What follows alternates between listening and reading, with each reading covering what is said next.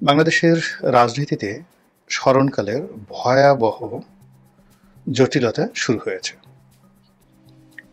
একটি ঘটনার সঙ্গে অন্য ঘটনা, একটি প্রেক্ষাপটের সঙ্গে অন্য প্রেক্ষাপট, একটি অপরাধের সঙ্গে অন্য অপরাধ, একটি সমস্যার সঙ্গে অন্য একটি সমস্যা, একেবারে ডালে চালে সেদ্ধ হয়ে এমনভাবে খিচুড়িতে পরিণত হয়েছে। আপনি ইচ্ছে করলে এখান থেকে পানি আলাদা করতে পারবেন না, চাল আলাদা করতে পারবেন না, ডাল আলাদা করতে পারবেন না। তদ্রূপ আমাদের পুরো বাংলাদেশের যে সার্বিক পরিস্থিতি, সেই পরিস্থিতি রীতিমতো জগা খিচুড়িতে পরিণত হয়েছে। আর যখন এইরকম একটা পরিবেশ পরিস্থিতি তৈরি হয়, তখন সেখানে যা হয়, সুবিধাবাদী যারা গ্রুপ রয়েছে, ধান্দাবাজ যারা গ্রুপ রয়েছে, তারা ভীষণ রকম আনন্দে উদ্বেলিত থাকে। সমাজে যারা ভদ্রলোক, সম্ভ্রান্ত এবং মধ্যবিত্ত শ্রেণী, তারা মারাত্মক বিপদ এবং বিপত্তির মধ্যে থাকে। সাধারণ মানুষ, তাদের জীবনে ত্রাহি ত্রাহি অবস্থা তৈরি হয় এবং এর ফলে সকলের যে কাজ করার ক্ষমতা, ঘুমানোর ক্ষমতা, বিনোদনের ক্ষমতা, বেঁচে থাকার ক্ষমতা, এটা নষ্ট হয়ে যায়। এমনকি যুদ্ধের মধ্যে যে উদ্দীপনা থাকে, এখন ইসরায়েল এবং ইরানে যুদ্ধ হচ্ছে, তো সেখানে ইসরায়েল এবং ইরানের যারা জনগণ, তারা তাদের 5টি ইন্দ্রিয়র সর্বোচ্চ সতর্কতা নিয়ে বেঁচে থাকার লড়াই করছে, পালানোর চেষ্টা করছে, প্রতিপক্ষের সঙ্গে যুদ্ধ করার জন্য চেষ্টা করছে। কিন্তু বাংলাদেশে যে অবস্থা হচ্ছে, সেখানে মন ভার হয়ে যাচ্ছে, মস্তিষ্ক দুর্বল হয়ে যাচ্ছে এবং কাজ করার ক্ষমতা, খাবারের ক্ষমতা, এই জিনিসগুলো কমে যাচ্ছে। ফলে দেখুন, জিডিপি, আমাদের যে সারা দেশের যে গ্রস যেটা ডেভেলপমেন্ট জিডিপি প্রোডাক্ট, তো এই যে জিডিপিটা, এটা নর্মালি 6.5 থেকে 7 এইভাবে চলছিল। সেটা 3.5% বা 3.7% এই বছর হবে বলে বিশ্ব ব্যাংক বলেছে। ইন 1974 যখন বাংলাদেশে দুর্ভিক্ষ চলছিল, তখনও জিডিপি ছিল 6.5। তো 7.5 কোটি বাঙালির সম্মিলিত কর্ম, এই কর্মের যোগফল যখন 6.5 হয়, আর তার মধ্যে যদি একটা দুর্ভিক্ষ হয় এবং সেই দুর্ভিক্ষে যদি 30 লাখ লোক মারা যায়, তাহলে 18 কোটি মানুষের সকল কর্ম এক করলে সেখানে জিডিপির হার যদি 3.5 বা 3.7 হয়, তাহলে সেখানে কি পরিমাণ ভয়াবহ দুর্ভিক্ষ হতে পারে, আর সেই দুর্ভিক্ষ হলে কত লক্ষ নয়, কত কোটি লোক মারা যেতে পারে। এর চেয়ে অভিশাপ আর হতে পারে না, এবং সেই অভিশাপ আমাদের দিকে ধেয়ে আসছে, অথচ আমরা এখন পর্যন্ত নিশ্চুপ। যেটা বলছিলাম, রাজনীতিতে জট লেগেছে, ভীষণ রকম জট লেগেছে। কেউ কাউকে বিশ্বাস করছে না, কেউ কারোর সঙ্গে সম্পর্ক স্থাপন করতে পারছে না, কেউ কর্তৃত্ব নিয়ে, দায়িত্ব নিয়ে তার কর্তব্য পালন করছেন না।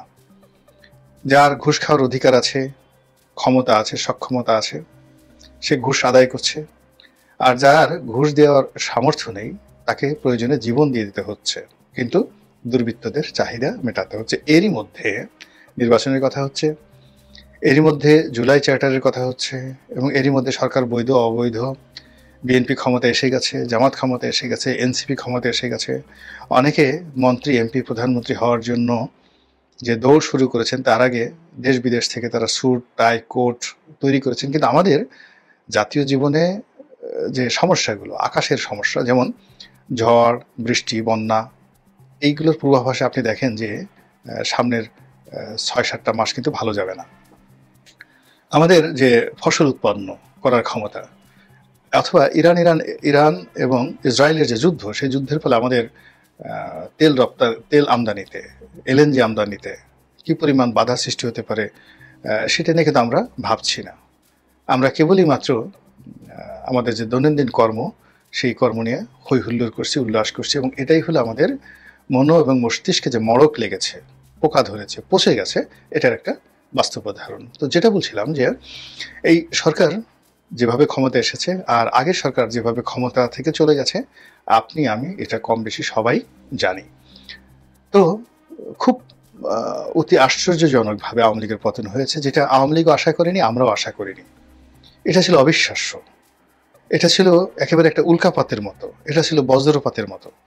আপনার চোখের সামনে যখন বজ্রপাত হবে তখন আপনার কোনো কাণ্ডজ্ঞান থাকবে না, মন মস্তিষ্ক কোনো কাজ করবে না, কান বন্ধ হয়ে যাবে। তদ্রূপ শেখ হাসিনা পালিয়ে গেছে, গণভবন লুট হচ্ছে, আমরা দেখছি। কিন্তু আমাদের এটা বিশ্বাস করতে, আত্মস্থ করতে অনেক সময় লেগেছে, 1 সপ্তাহ সময় লেগেছে। হলো কি, কিভাবে হলো? 2 নম্বর হলো যে এরকম একটা ক্রাইসিস হতে পারে এবং তখন হলে আমরা কে কি করব, এটা নিয়ে আমাদের একটু পূর্ব প্রস্তুতি ছিল না। রাজনীতিবিদদের ছিল না, বুদ্ধিজীবীদের ছিল না, অর্থনীতিবিদদের ছিল না, কারোর ছিল না, সেনাবাহিনী পুলিশ কারোর ছিল না। তারা সবাই শেখ হাসিনাকে আরো বহু বছর 2041 সন পর্যন্ত ক্ষমতায় রেখে ওভাবেই সরকারি দল এবং বিরোধী দল, আমলা কামলা সবাই সেভাবে চিন্তা করে আসছিল। তখন 1 ঘন্টা নয়, 30 মিনিটের নোটিশে যখন শেখ হাসিনা চলে গেল এবং সেখানে যে ভ্যাকুয়াম তৈরি হয়ে গেল, বিরাট শূন্যতা তৈরি হয়ে গেল, সেই শূন্যতার মধ্যে পড়তে হতে পারে, বিপদ হতে পারে, বিপদ হতে পারে। আর যদি সেই শূন্যতা কাটাতে হয়, কি করতে হতে পারে, তার জন্য আমাদের কোনো রকম প্রস্তুতি ছিল না। ফলে যা হবার তাই হয়েছে। আমরা সবাই ভুল করেছি, এমন ভুল করেছি, মারাত্মক ভুল করেছি, যার ফলে কি হলো আমাদের সকলের উপর, ডক্টর ইউনূস থেকে শুরু করে গ্রামের প্রত্যন্ত অঞ্চলের একজন দরিদ্র মানুষ, তার জীবন জীবিকা, জীবন যৌবন, পরিবার পরিজন সবকিছু ঐতিহাসিক, যাকে বলা হয় ঝুঁকির মধ্যে আমরা পড়ে গেছি।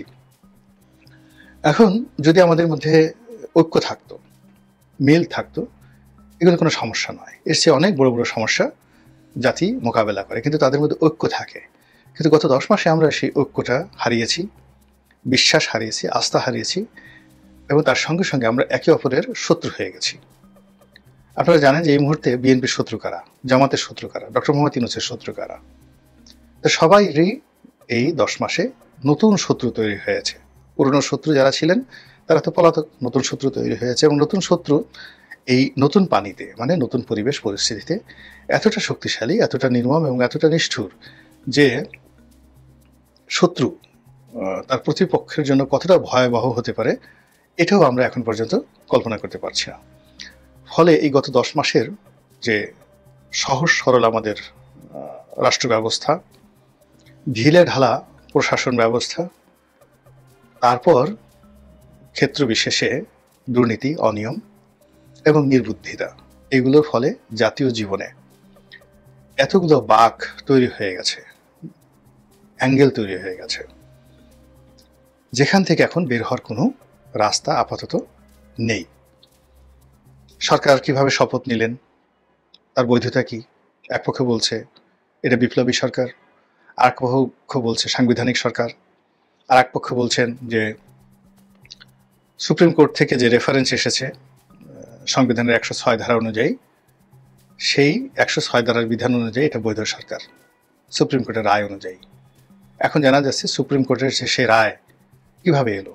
বলা হচ্ছে ফুল কোর্ট, অর্থাৎ প্রধান বিচারপতির নেতৃত্বে অ্যাপিলেট ডিভিশনের সকল বিচারপতিরা বসে এই সিদ্ধান্ত নিয়েছেন। তাহলে সেই সিদ্ধান্তের কপি কই, প্রধান বিচারপতির স্বাক্ষর কই?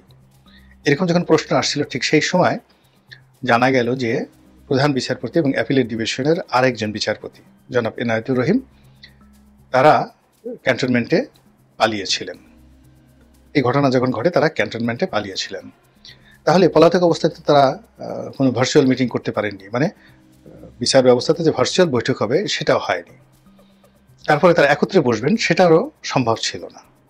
এবং পরবর্তীতে যখন পরিস্থিতি স্বাভাবিক হলো, সেই প্রধান বিচারপতি একটা ফুল কোর্ট বেঞ্চ তিনি ডাকার চেষ্টা করেছিলেন। এখন যেটা আমি বুঝতে পারি, তো বুঝতে পারার পর বোকামি কাকে বলে দেখেন, তিনি সম্ভবত ওই যে 106 ধারার যে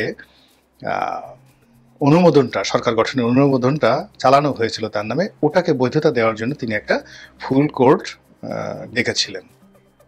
তো সেটা তিনি যেদিন ডেকেছিলেন ওই দিন প্রতিপক্ষ তাকে ভয় পেয়ে গেল এবং তাকে ওই দিনই পদত্যাগ করতে হবে, সুপ্রিম কোর্ট ঘেরাও করা হলো। ফলে তিনি পদত্যাগ করলেন। আর পদত্যাগ করার সাথে সাথে ওই যে তাকে কেন্দ্র করে যে 106 ধারা অনুযায়ী, 6 অনুচ্ছেদ অনুযায়ী যে সরকারের একটা বৈধতা নিয়ে সুপ্রিম কোর্টের যে রায়টির কথা বলা হয়েছিল, সেটি এখন কোন অবস্থায় আছে, আদৌ হয়েছে কিনা, কি হয়েছে, পুরোটাই ঝুলে গেছে। আচ্ছা, তো সরকারের যারা সমর্থক ঘনিষ্ঠজন, তারা এই জিনিসটা বুঝতে পেরেছেন। তারা বারবারই বলার চেষ্টা করছিলেন যে এখন এই সংবিধানকে ছুঁড়ে ফেলতে হবে, এই সংবিধানকে বাদ দিতে হবে, রাষ্ট্রপতিকে তাড়িয়ে দিতে হবে এবং একটা বিপ্লবী সরকার গঠন করতে হবে। এবং আসলেই সরকারকে যদি পিঠ বাঁচাতে হয়, কোনো অ্যামেন্ডমেন্ট দিয়ে, কোনো ইন্ডিমেনিটি দিয়ে, কোনো অর্ডিন্যান্স দিয়ে সে বাঁচতে পারবে না। তাকে অ্যাবসলিউটলি সেই যাকে বলা হয় একটা বিপ্লবী সরকারে যেতে হবে, যেটা এই জুলাই চার্টারের মাধ্যমে হতে পারে। এখন সেই জুলাই চার্টারের কথা খুব সিরিয়াসলি সরকার ভাবছে এবং তৈরি করা হচ্ছে, যেটাকে জুলাই সনদ বলা হবে।